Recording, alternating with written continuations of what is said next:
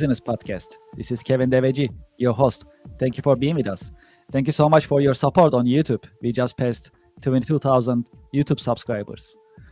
If you haven't done so, please go to YouTube, visit our channel, American Business Podcast, ABP channel, and please subscribe. We truly appreciate it. Also, next Friday, we have an online business networking event coming up on May 23rd at 10 a.m. If you're interested, please register. We have limited registration available on our podcast, on our website, americanpodcast.tv. If you visit our website, you'll see this banner, this flyer. You can click it on our website and it'll take you to the registration page. Limited seating, and this is a monthly networking event. We'll do it every month. It's called The Connection in America, powered by the American Business Podcast. So if you're interested, please join us. And if you like to watch, we'll live stream it on May 23rd, next Friday at 10 a.m. So it'll be very informative. It'll be fun, and you'll be able to meet with many different business professionals online. If you have an idea, if you'd like to be a guest on our business podcast, please send us an email, americanbusinesspodcast@gmail.com. Maybe you like to be a guest. Maybe you know someone who likes to be a guest. Feel free to send us an email. If you have an idea, if you'd like us to cover any particular subject in our business podcast, please write us an email. We keep an open mind and we welcome your feedback. And finally, to learn about what is coming on our podcast, the schedule, it is available on our website. Please visit americanpodcast.tv. All right, great. I think we can get started. Today we have a guest from Assured Partners, Rob Tarczewski. And let me welcome Rob to our podcast. Hello, Rob. Welcome to the podcast. Hi, Kevin. Great to be here. Thank you very much. Thank you for being with us. How is your week going so far? It's been fantastic. Outside of the weather being a little shaky this week, but looking forward to things. It's been a good week. Busy as always, but that's how I like it. Yes. I typically remember the Monday and then it's Friday, so the in between is pretty quick. Right. So yeah, I also had a chance to go to Small Business Expo. That was an interesting event that I joined. Many businesses, different suppliers. So that was a good interaction for me. They have it, I think, from my understanding, like a nationwide event. But I had a chance to go to the one in New York City. So to make good connections, that was a good opportunity. So let's see. No, absolutely. That's so important. Is the as you mentioned, the connections, and that's we've met and we've known each other for a while through meeting at one of the association meetings and getting to know each other that way. So it's so invaluable. So I'm glad you were able to make that. Yes, absolutely. Earlier today, I had a chance to interview Terry Miseli from HALI, the president and CEO of HALI. So we had a chance to talk about HALI trade show coming up on May 29th, actually. Yeah, it's almost here. So I'm excited to be there as well. I'll be there. We're going to have a booth in the manufacturing pavilion. So it'll be fun. It's one of the largest in our region. So looking forward to it. Are you going to be there? Absolutely. I got it circled on my calendar months ago. Oh, that's great. Okay. Looking forward to seeing you there as well. Sounds good. Well, if that's okay, let's get started. Okay. So as you know, we have a large group of audience, and I love them to know about you and your company. Would you please introduce yourself, your company, to our audience, please? Sure. And congratulations on reaching 22,000 subscribers. That's fantastic. Thank you very much. Quickly you're able to get there. Thanks to our audience. You're going to go quickly. Yes. Thank you. So thanks to our audience, thanks to our YouTube subscribers, and thanks to our sponsors. I mean, they truly appreciate it. Thanks to our also young producers as well. So one of them is online. Beth, she's with us. She helps in the background. Our audience, they don't see her, but she's in the background helping us all the time. So it's a team effort. Absolutely. Thank you for your good wishes. So we are all ears. Please tell us about yourself and your company. Well, hello, everyone. My name is Rob Tarczewski. I am Vice President of Commercial Lines for Assured Partners. Assured Partners is one of the insurance brokers nationwide. And, so I specialize actually not only in property and casualty insurance, but also employee benefits, health benefits, life insurance, surety bonding, pretty much anything and everything that a company large and small would need regarding insurance instruments on a regular basis. One of the things I hang my hat on, and we've had many conversations about this, Kevin, is emerging risks. We both deal a lot in the manufacturing area, and it seems like every week there's a different risk. So that's why I mentioned in the beginning I've been very busy, because there's always seems to be something going on.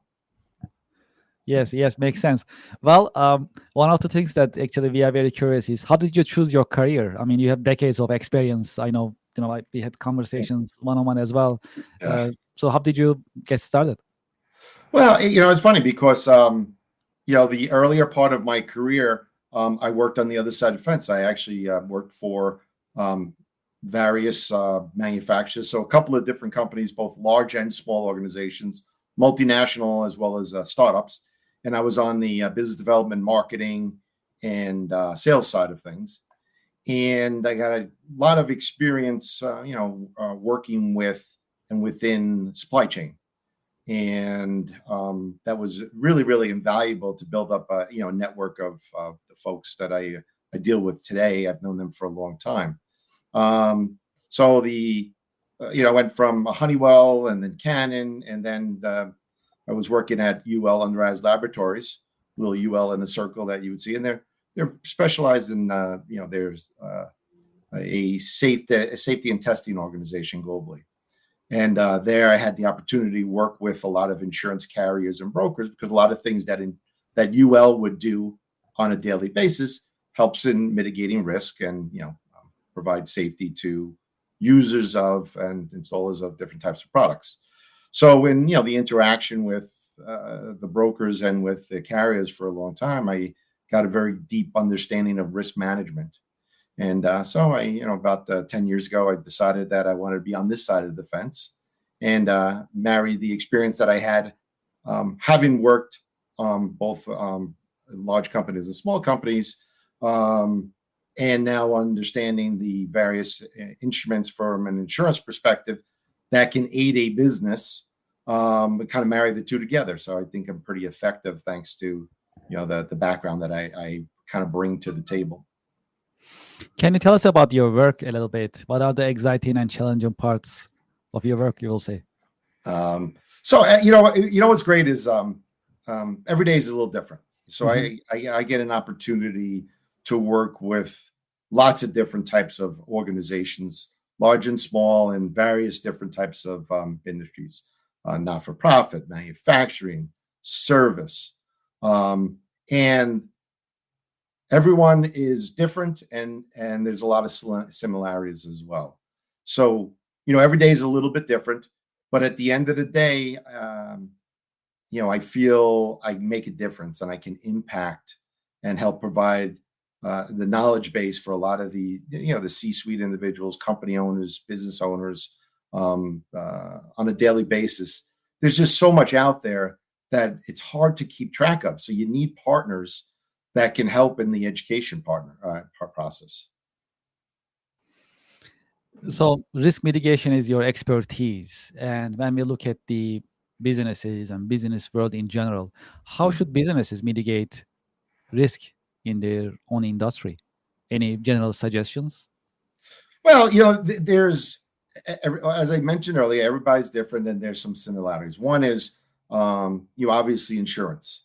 Really, all insurance is determining how much risk that you want to keep for yourself, in the form of having policies that you have higher deductibles, and you're absorbing more of the risk, and you're not offsetting that, or you're offsetting it to a third party, in this case an insurance carrier, and you're mitigating that risk through paying more for policies and having smaller deductibles, because God forbid something does happen, you have the coverages there. So insurance, having the right insurance in place is one way to do that. The second part is education. You can't be a master of everything. You really need to keep an open mind to the partners that you speak with on a daily basis. Keep an open mind to learning about things that maybe aren't impacting your business today, but they're impacting other businesses, because although they're not impacting your business today, They could be impacting you tomorrow, or they could be impacting your business partners, your customers, your clients. So really keeping abreast of trends is a big thing. A second thing, and the third thing is I think is don't be afraid to ask. And, that's the other part of it is that because there is so much out there. I have so much respect for business owners and a lot of different business executives that I deal with on a daily basis because there's so much thrown at them, and there's no playbook for them to necessarily work off of. So that they're really learning on the fly on certain things, and every day is a little different, going to be a little different for them. So I really do believe that having the conversations and learning as much as you can really help put you in a better place to be able to mitigate risks that come up in the future. What do you see coming as a big disruptor to your industry? Yeah, you know what? One of the themes I know that you have on the podcast series obviously is AI, and AI means a lot of different things to a lot of different people. And I know I've heard different people saying, "Well, it's coming," or "I don't," I think it's going to be a huge impact. I think it's a small impact. I think it depends on the industry, but I do believe that AI is one area obviously that's going to have a big disruption to either your own business or to your client's business or that ecosystem of companies that you work with or do business with, whether it's your manufacturer with your IT provider, your accounting firm, your insurance firm, your lawyers, your supply chain, whoever it might be. I think everyone's getting impacted at different levels. So AI is the first. The second, obviously, I'm in insurance, so weather.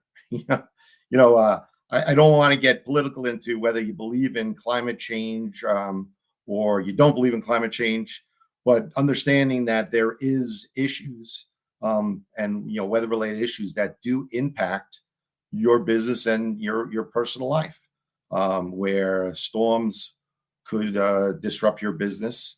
They could harm your employees. Obviously, if there's car accidents or whatever it might be, they could disrupt supply chains. When earthquakes or hurricanes. So weather is the second disruptor. And I think the other thing, and I think everyone kind of suffers from this, as folks retire and move on from the workforce, and you have the new generation coming up. The loss of institutional knowledge. I think that in our industry, there's a lot of folks within the insurance and the finance area that are retiring, and you're gonna, we're no different. Our area is no different, where we're looking to hire and we're looking to bring people along. You lose a lot of the institutional knowledge, and having to build that back up is going to take time. So those are the three disruptors that I kind of see either impacting the industry itself or the folks that I'm dealing with from a business perspective. You just mentioned AI. Can you expand on it a little bit? How it'll keep changing the business landscape? You think is it going to replace jobs? You think? So it's hard to. It's really hard to kind of put your finger on it. But I would say that yes, it's already started to replace jobs, but it's creating more. So will the net effect be a positive one or a negative one when it comes from an employment perspective? Well, employment's at pretty much at a historic low right now. So you have folks that obviously are looking for positions and trying to find the right ones. But AI right now is being utilized at varying degrees and varying levels, where it's starting to remove some of the guesswork. I'll give you a good example within the insurance industry. Now you have the underwriters and the actuaries from the carriers that are relying more on modeling and using artificial intelligence and machine learning to get a better understanding as to the risks that would be inherent in a certain type of business, and kind of extrapolating that out over the years. 5 years, 10 years, 20 years. So artificial intelligence is already being used there as that's one example. But it's creating more jobs. So different types of jobs that are. You got programmers, you got folks that need to provide the data mining for it. So there's opportunities to be had, as well as for it's a changing environment. One of the things that I we've had this conversation as well before is I get very heavily involved in emerging risks. So obviously keeping abreast of the how different industries and companies and even my clients are using artificial intelligence is important. And so I see it being used at varying degrees and levels and of sophistication. It's going to get there further, and with that, it's going to create more opportunities for everyone as well. Yes, absolutely. I mean, for us to use AI, someone also needs to keep AI up, right? The support in the background is also important. I actually had a conversation a couple of weeks ago with one of my colleagues. How about the robots, right? So robots are also coming in, AI-powered robots. Then the next question is like, who's going to support them? The robot is a machine, and it's going to be also in need of maintenance. And who's going to maintain it? Now you need another robot to maintain it. Then, I mean, eventually humans will be somewhere involved. I mean, it cannot be just robot after robot, AI-powered robot. Doesn't look so feasible, at least in near future. No, absolutely. That's a great point. You look at, and you deal very heavily with manufacturers. They're struggling to hire a lot of times for the production line, sophisticated jobs, trying to find individuals that are going into manufacturing, especially here within the U.S. So they're relying more on robots and machine learning, and obviously AI plays a part in that. So definitely it's here, and it's being utilized different areas, but kind of understanding, even if you're allude to this before, is that even if you don't think that your industry is that impacted yet from by AI, keep an open mind as to the clients and the customers that you're working with, how they may be impacted by it. Again, you're the folks within your ecosystem, your business ecosystem that you work with. How are they utilizing? How is that impacting you? Because ultimately, it's kind of runs downstream, upstream in terms of the impact it'll have on you. This is a bonus question because you have also expertise in. I knew it was coming, but anyways, so this is spontaneous. So you also have a lot of involvement in cybersecurity and cybersecurity education. So just before the earlier episode, we had Manny Morales in our podcast from 2M Technologies, and we discussed about cybersecurity a little bit. So can you share some of your viewpoints about cybersecurity? How companies can just protect themselves and train their teams. No, absolutely. And Manny's a great one. That's one of the things that I have so much respect for you, Kevin, that you really bring in, not only but besides the knowledge base obviously that you have and your sphere of influence, but really the heavy hitters and the knowledgeable individuals that you've had on these podcasts to date. It's no wonder that you've already grown to 22,000 subscribers and growing. Thank you. Because guys like Manny, invaluable when it comes to things such as not only just from an IT perspective, but again, cyber. So cyber is I mentioned in the beginning part I get involved in emerging risks. Cyber is a big part of emerging risks. Obviously, artificial intelligence is only a piece of that. So a couple things, especially for small businesses. I speak to business owners on a daily basis. I give a lot of talks, and I write some articles and involved in panel discussions. And the biggest thing that I find especially from the small business owner is that a lot of times to say two things. One is, well, I don't think it's not going to happen to me. I'm too small. No one's really I don't have enough things for hackers or individuals to get that they want from me. And I say baloney, because I kind of liken cyber events to one of two ways. That you have a car thief on the block, and he or she is just going up and down the block trying to open up doors to see if there's anything that they can break into, a car that's open that can break into and steal any kind of hardware or money that may be left in there. Crime of opportunity, just kind of you're there and you don't have any safeguards. And the other one is you have that car thief that has a list of cars that they want, and like, I need a Porsche, I need a Lexus, and they go specifically to that area. So, is again being vigilant. You can have millions of dollars worth of software, but if you're not updating it and you don't have the protocols, you don't have an outside IT or managed service provider helping you, know that they're going to get in. The bad actors are going to get in, or they're already in, regardless of whether you're a $1 billion organization or you're a $100,000 a year organization. The bad actor is going to go in.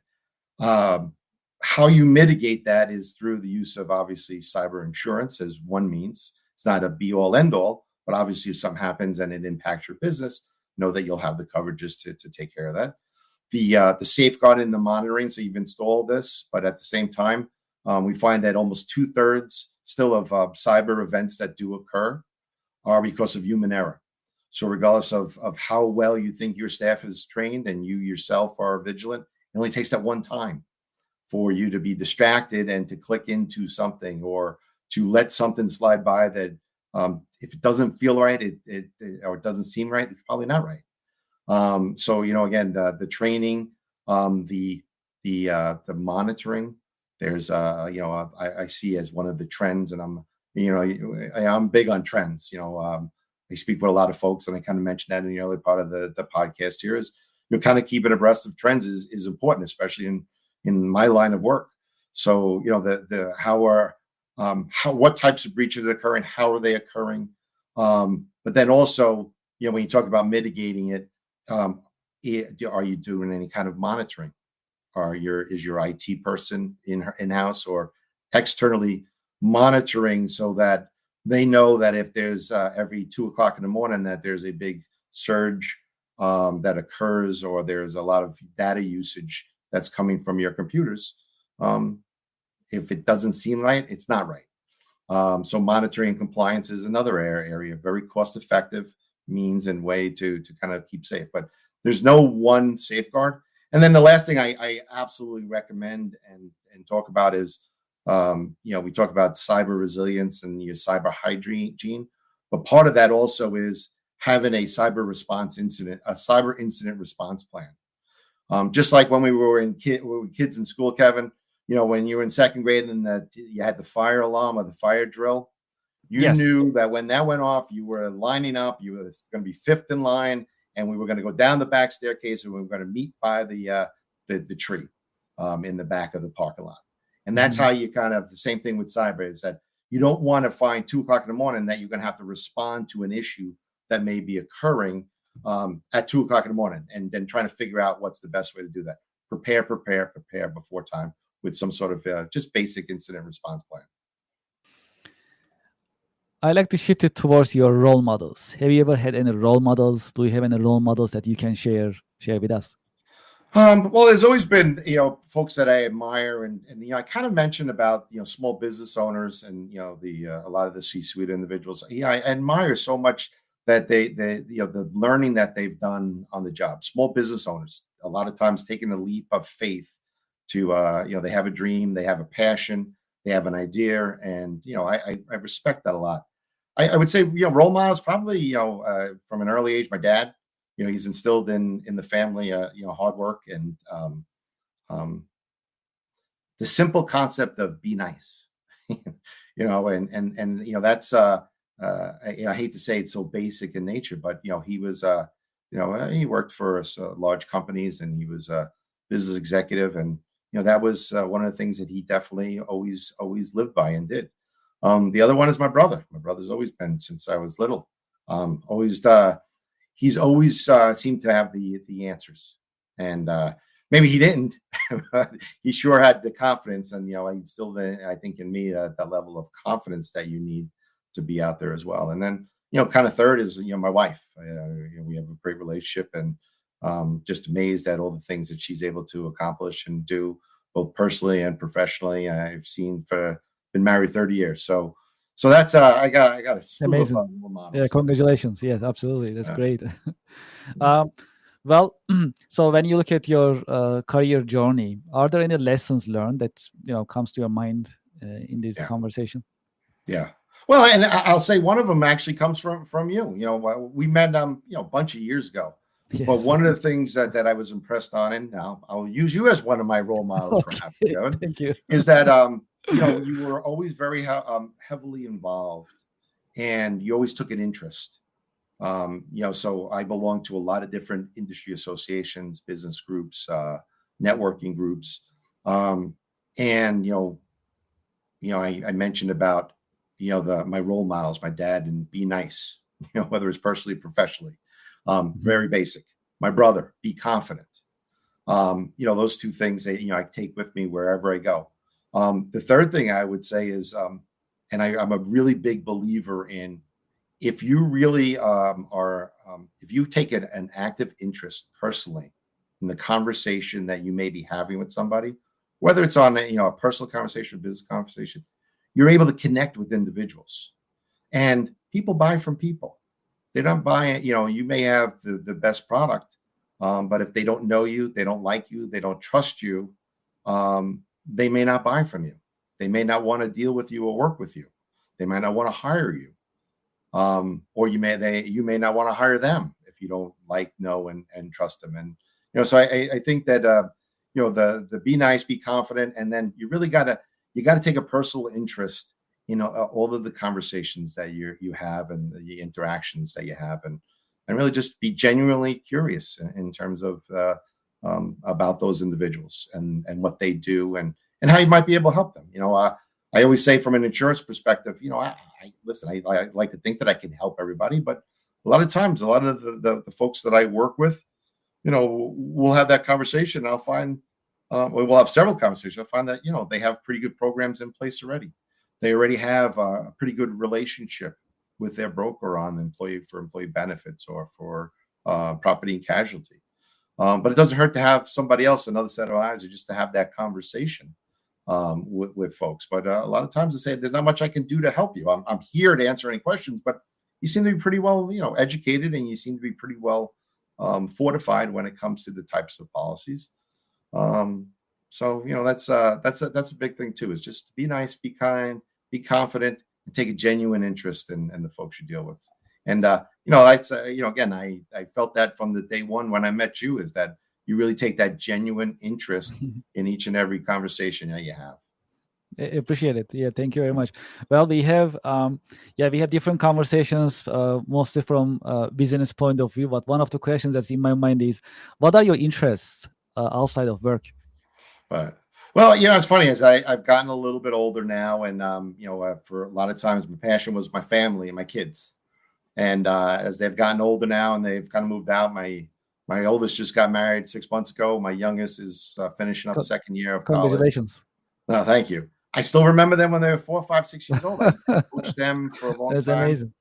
And it just goes very fast, So I coached a lot. I did a lot with the kids for a lot of the travel programs, and got involved and I volunteered for a lot of the board of directors for the local soccer club and everything. And now my kids tell me that I needed new hobbies, because getting involved in their lives was not a hobby anymore as they've gotten older.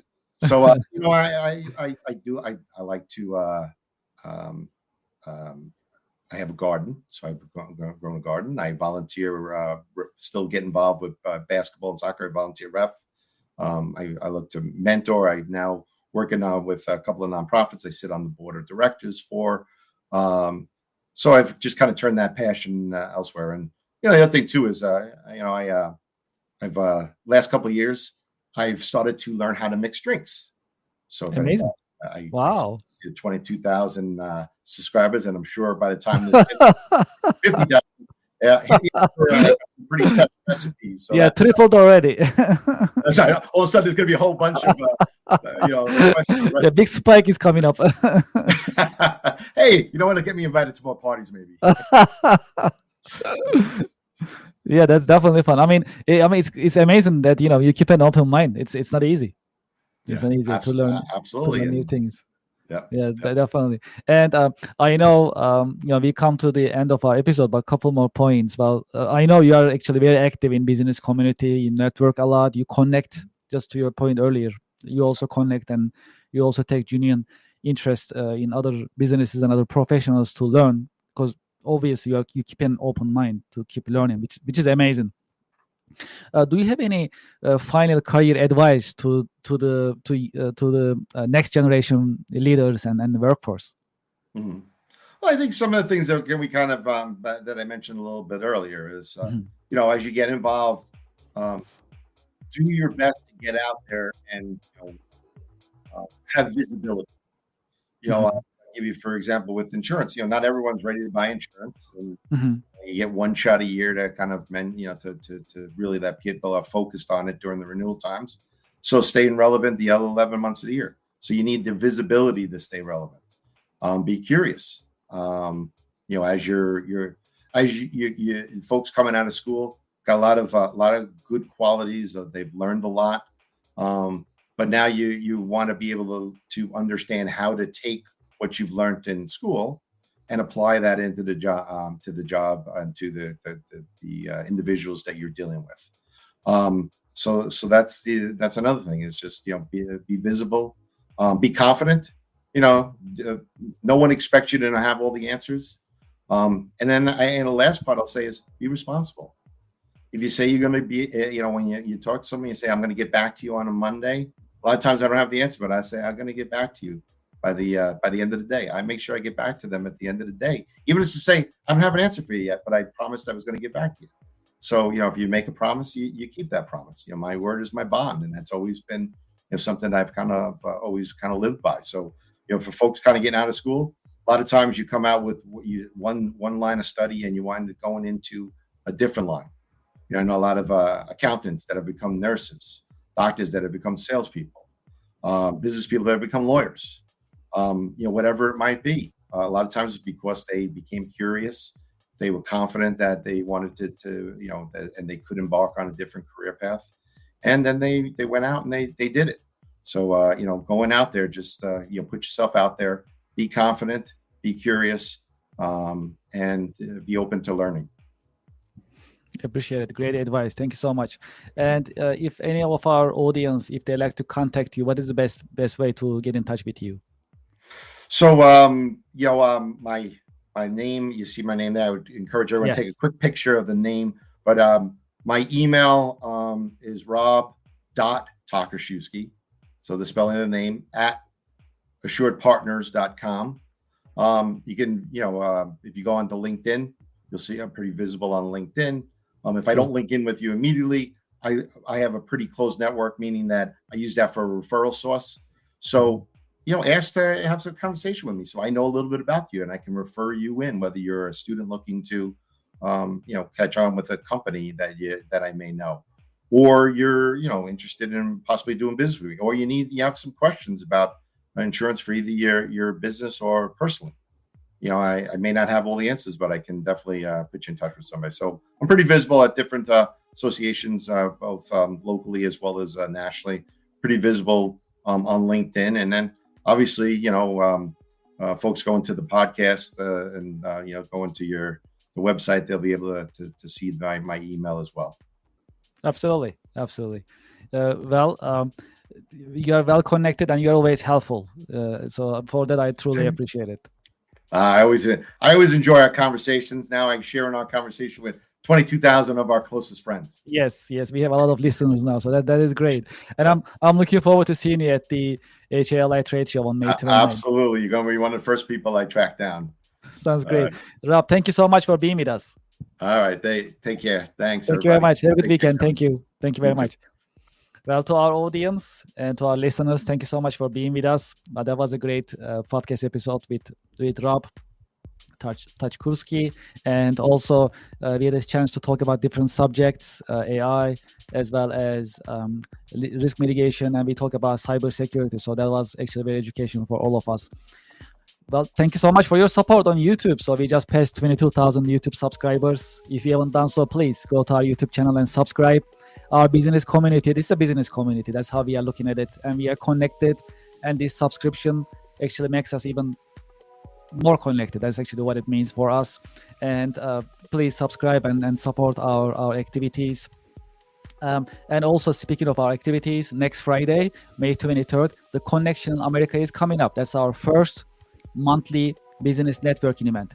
We love to talk, we love to share ideas, but we love to also put them in action, right? So that is why we put these networking event together, so we can connect even further. So on May 23rd at 10 a.m., we're going to connect online, and we're going to make introductions to different businesses. And it's going to be an exclusive event, limited number of professionals from limited number of professions.